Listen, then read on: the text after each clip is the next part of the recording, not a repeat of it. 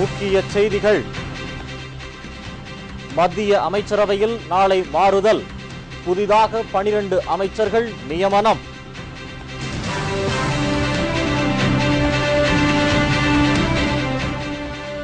தமிழ்நாட்டில் புதிய காப்பீட்டு திட்டம். 950 வகை சிகிச்சைகளை இலவசமாக பெறலாம். முதல்வர் ஜெயலலிதா அறிவிப்பு.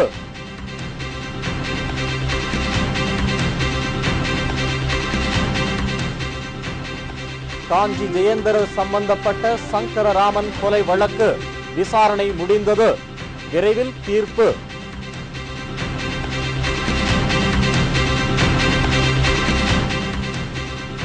கேப்டன் விஜயகாந்துக்கு டெல்லி, மும்பை தேமுதிகவினர் வாழ்த்து. தேர்தல் வெற்றிக்கு பாராட்டு.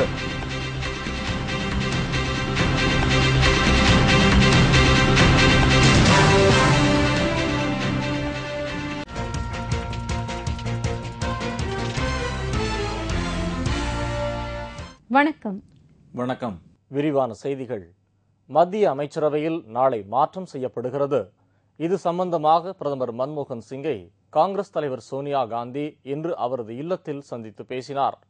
கடந்த ஒரு வாரத்தில் 3வது முறையாக இரு தலைவர்களும் சந்தித்து நீண்ட நேரம் ஆலோசனை நடத்தியுள்ளனர். கூட்டணியின் ஆதரவு இல்லாமல் மத்தியில் ஆட்சி தொடர முடியாது என்ற நிலை உள்ளதால் தோழமை கட்சிகளை அனுசரித்து அமைச்சர் பதவி கொடுக்க முடிவு செய்யப்பட்டுள்ளதாக கூறப்படுகிறது. எந்த கட்சியாவது அதிருப்தியடைந்து அமைச்சர் பதவி ஏற்க மறுத்தால் கூட்டணி முறிந்து ஆட்சிக்கு ஆபத்து ஏற்பட்டுவிடும். எனவே தேசியவாத காங்கிரஸ், திரிணாமுல் காங்கிரஸ், திமுக உள்ளிட்ட அனைத்து கட்சிகளையும் அனுசரித்து அமைச்சரவையில் மாற்றம் கொண்டுவர சோனியா காந்தியும் பிரதமரும் முயற்சி மேற்கொண்டுள்ளனர். இன்று நடந்த பேச்சுவார்த்தை அமைச்சரவை மாற்றத்திற்கான இறுதிக்கட்ட பேச்சுவார்த்தை என்று தெரிகிறது. ஸ்பெக்ட்ரம் ஊழல் புகாரால் ராஜாவும் தயாநிதி மாறனும் பதவி இழந்துள்ளனர். எனவே திமுகவிற்கு புதியதாக 2 அமைச்சர் பதவி கொடுக்க சோனியா காந்தி விரும்புகிறார். ஆனால் கலைஞரோ திமுகவுக்கு அமைச்சர் பதவி கிடைப்பதை விட தனது மகள் கனிமொழி டெல்லி சிறையில் இருந்து விடுவிக்கப்பட்டால் போதும் என்ற கருத்தை தெரிவித்துள்ளார். ஆனால் ஸ்பெக்ட்ரம் ஊழல் பிரச்சனையில் உச்சநீதிமன்றமே தலையிட்டு நடவடிக்கை எடுத்து வருவதால் இதில் மத்திய அரசு எதுவும் செய்வதற்கு இல்லை என்ற கருத்து கருணாநிதிக்கு மீண்டும் மீண்டும் மத்திய அரசால் தெரிவிக்கப்படுகிறது.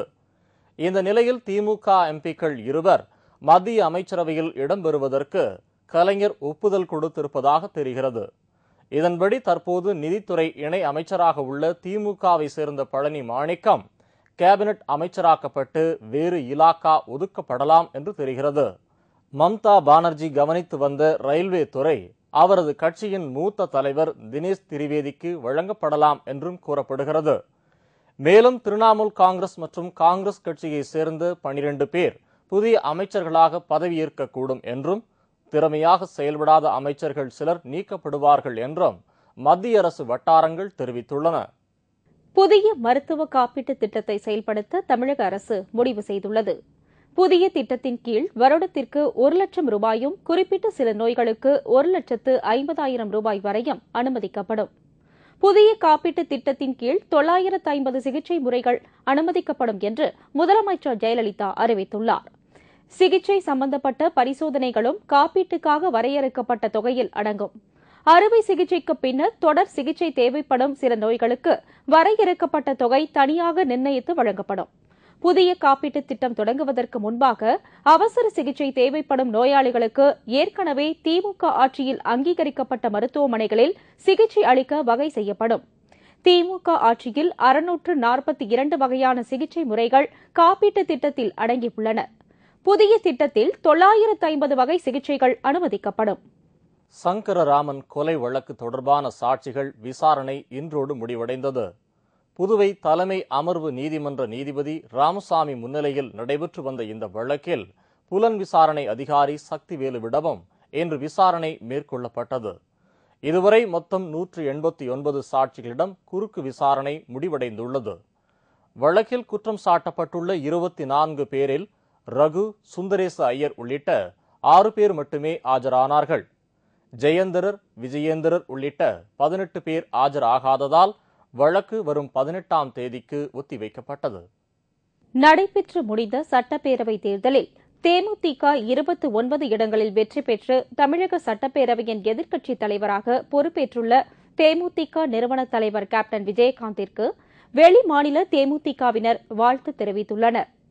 சென்னை கோயம்பேட்டில் உள்ள கட்சி தலைமையகத்தில் டெல்லி மாநில செயலாளர் நாகராஜ், மகாராஷ்டிர மாநில செயலாளர் சிவா, கர்நாடக மாநில செயலாளர் கோவர்தனன் ஆகியோர் தலைமையில் 100க்கும் மேற்பட்டோர் கேப்டன் விஜயகாந்தை சந்தித்து சால்வை அணிவித்து பூச்செண்டு கொடுத்து வாழ்த்து தெரிவித்தனர். இந்த நிகழ்ச்சியின் போது கழகத்தின் துணை செயலாளர் AR இளங்கோவன், தேர்தல் பிரிவு செயலாளர் மாபா பாண்டியராஜன், தொழிற்சங்க பேரவை செயலாளர் சவுந்தரபாண்டியன் ஆகியோர் உடனிருந்தனர். அடுத்தவர்களின் நிலத்தை ஆக்கிரமிப்பவர்கள் மீது எடுக்கப்படும் அதிரடி நடவடிக்கைகளில் சிறுதாவூர், கொடநாடு போன்றவற்றையும் சேர்க்க வேண்டும் என்று மார்க்சிஸ்ட் கம்யூனிஸ்ட் கட்சியின் தொழிற்சங்கமான CITU வலியுறுத்தியிருக்கின்றது. இதன் 41வது ஆண்டு நிறைவு விழா சேலத்தில் CITU பொதுச் செயலாளர் சவுந்தரராஜன் தலைமையில் நடைபெற்றது. அவர் பேசுகையில், கட்டணக் கொள்ளையில் ஈடுபடும் கல்வி நிறுவனங்களை தமிழ்நாடு அரசே ஏற்று நடத்த வேண்டும் என்றார். நீதிமன்ற தீர்ப்புக்கு காத்திருக்காமல் மாணவர்களின் நலன் கருதி சமச்சீர் கல்வி முறை பழைய முறையிலேயே நடைமுறைப்படுத்த வேண்டும் என்று வலியுறுத்தினார். நில ஆக்கிரமிப்பு வழக்குகளில் சிறுதாவூர், கொடநாடு போன்றவற்றையும் சேர்த்து உரியவர்களுக்கு நிலத்தை ஒப்படைக்க வேண்டும். எந்த நிலமாக இருந்தாலும், யாரிடம் இருந்து யார் பறித்திருந்தாலும் உரியவர்களுக்கு நிலம் போய் சேர வேண்டும் என்பதில் மார்க்சிஸ்ட் கம்யூனிஸ்ட் கட்சி பின்வாங்கியது இல்லை என்றும் சவுந்தரராஜன் கூறினார். கொடநாடு, சிறுதாவூர், நீங்கள் எந்த நிலமாக இருந்தாலும், யாரிடமிருந்து யார் பறித்ததாக இருந்தாலும் உரியவர்களுக்கு போக வேண்டும் என்பதில் எப்போதும் மார்க்சிஸ்டுகள் பின்வாங்கியது கிடையாது. அதற்கான வழக்குகள், அதற்கான பிரச்சனை நீதிமன்றத்தில் என்று இருக்கிற போது நீதிமன்ற தீர்ப்புக்காக நாம் காத்திருக்க வேண்டியிருக்கிறது. தேமுதிகவின் கன்னியாகுமரி கிழக்கு மற்றும் மேற்கு மாவட்ட கழக பொறுப்பாளராக செயல்பட்டு வந்த கழக துணை செயலாளர் ஆஸ்டின் கன்னியாகுமரி கிழக்கு மற்றும் மேற்கு மாவட்ட கழக பொறுப்பாளர் பொறுப்பில் இருந்து மட்டும் இன்று முதல் விடுவிக்கப்படுகிறார். அவர் கழக துணை செயலாளராக தொடர்ந்து செயல்படுவார் என்று கேப்டன் விஜயகாந்த் அறிவித்துள்ளார். இதேபோல் கன்னியாகுமரி கிழக்கு மற்றும் மேற்கு மாவட்ட கழக பொறுப்பாளராக மாநில கேப்டன் மன்ற செயலாளராக செயல்பட்டு வரும் ரவி இன்று முதல் நியமிக்கப்படுவதாகவும் கேப்டன் விஜயகாந்த் ஒரு அறிக்கையில் தெரிவித்திருக்கிறார். தேமுதிகவின் மாநில மீனவரணி செயலாளராக செயல்பட்டு வந்த பெருமதி அழகன் இன்று முதல் அப்பொறுப்பிலிருந்து விடுவிக்கப்படுவதாக கட்சியின் நிறுவன தலைவர் கேப்டன் விஜயகாந்த் அறிவித்துள்ளார். இதேபோல் வேலூர் கிழக்கு மாவட்ட கேப்டன் மன்ற துணை செயலராக செயல்பட்டு வந்த பூக்கடை செந்தில் என்ற செந்தில்குமார் இன்று முதல் அப்பொறுப்பில் இருந்து விடுவிக்கப்படுவதாகவும் கேப்டன் விஜயகாந்த் அறிவித்துள்ளார். மேலும் திருச்சி மாநகர் மாவட்டம் அரியமங்கலம் பகுதி கழக செயலாளராக செயல்பட்டு வந்த சோமசுந்தரம் அப்பொறுப்பில் இருந்து இன்று முதல் விடுவிக்கப்படுவதாகவும் அவருக்கு பதிலாக மாவட்ட கழக துணை செயலாளர் TV கணேஷ் அரியமங்கலம் பகுதி கழக பொறுப்பாளராக இன்று முதல் நியமிக்கப்படுகிறார் என்று கேப்டன் விஜயகாந்த் அறிவித்துள்ளார். தேமுதிக கட்சி கட்டுப்பாட்டை மீறியதாலும் கட்சிக்கு களங்கம் விளைவிக்கும் வகையில் செயல்பட்டதாலும் கன்னியாகுமரி மாவட்டம் திருவட்டாறு ஒன்றிய அவைத்தலைவர் ஜஸ்டின் தேவகுமார், மாவட்ட மாணவரணி துணை செயலாளர் ராபின்சன், திருவட்டாறு ஒன்றிய கழக துணை செயலாளர் ஞானசிகாமணி, கண்ணனூரை சேர்ந்த சந்திரபாபு மற்றும் சந்தோஷ்குமார், ராதாகிருஷ்ணன் ஆகியோர் தேமுதிகவின் கட்சி பொறுப்பிலிருந்தும் அடிப்படை உறுப்பினர் பொறுப்பிலிருந்தும் நீக்கப்படுவதாக தேமுதிக நிறுவன தலைவர் கேப்டன் விஜயகாந்த் அறிவித்துள்ளார்.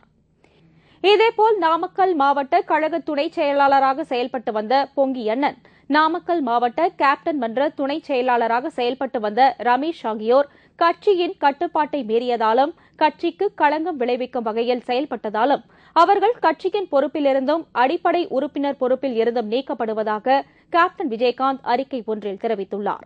மேலும் தஞ்சாவூர் வடக்கு மாவட்ட கேப்டன் மன்ற செயலாளர் MR ராஜா கட்சியின் கட்டுப்பாட்டை மீறி செயல்பட்டதால் இன்று முதல் அவர் கட்சியின் பொறுப்பிலிருந்தும் அடிப்படை உறுப்பினர் பொறுப்பில் இருந்தும் நீக்கப்படுவதாக கேப்டன் விஜயகாந்த் அறிவித்துள்ளார். மாநிலங்களவை தேர்தலில் போட்டியிட உள்ள வேட்பாளர் ரவி பெர்னாட் இன்று தனது வேட்புமனுவை தாக்கல் செய்தார். அதிமுக சார்பில் மாநிலங்களவை உறுப்பினராக இருந்த KV ராமலிங்கம் பொதுப்பணித்துறை அமைச்சராக பொறுப்பேற்றதால் அவர் தனது MP பதவியை ராஜினாமா செய்தார். அந்த இடத்திற்கான தேர்தல் வரும் 22ஆம் தேதி நடைபெறவுள்ளது. இதற்கான வேட்புமனுவை ரவி பெர்னாட் சட்டசபை செயலகத்தில் இன்று தாக்கல் செய்தார். அப்போது தமிழக அமைச்சர்கள் O. பன்னீர்செல்வம், செங்கோட்டையன், KV ராமலிங்கம் ஆகியோர் உடனிருந்தனர். மீண்டும் முக்கிய செய்திகள். மத்திய அமைச்சரவையில் நாளை மாற்றம் செய்யப்படுகிறது. இது சம்பந்தமாக பிரதமர் மன்மோகன் சிங்கை காங்கிரஸ் தலைவர் சோனியா காந்தி இன்று அவரது இல்லத்தில் சந்தித்து பேசினார். புதிய மருத்துவ காப்பீட்டு திட்டத்தை செயல்படுத்த தமிழக அரசு முடிவு செய்துள்ளது. சங்கரராமன் கொலை வழக்கு தொடர்பான சாட்சிகள் விசாரணை இன்றோடு முடிவடைந்தது. நடைபெற்று முடிந்த சட்டப்பேரவைத் தேர்தலில் தேமுதிக 29 இடங்களில் வெற்றி பெற்று தமிழக சட்டப்பேரவையின் எதிர்க்கட்சித் தலைவராக பொறுப்பேற்றுள்ள தேமுதிக நிறுவன தலைவர் கேப்டன் விஜயகாந்திற்கு வெளிமாநில தேமுதிகவினர் வாழ்த்து தெரிவித்துள்ளனர். இத்துடன் செய்திகள் நிறைவடைந்தன. மீண்டும் செய்திகள் இரவு 10 மணிக்கு. உங்கள் பிரச்சனைகளுக்கு உடனடி தீர்வு காண 30134600 என்ற கேப்டன் டிவியின் தொலைபேசி எண்ணை தொடர்பு கொள்ளுங்கள். வணக்கம். வணக்கம்.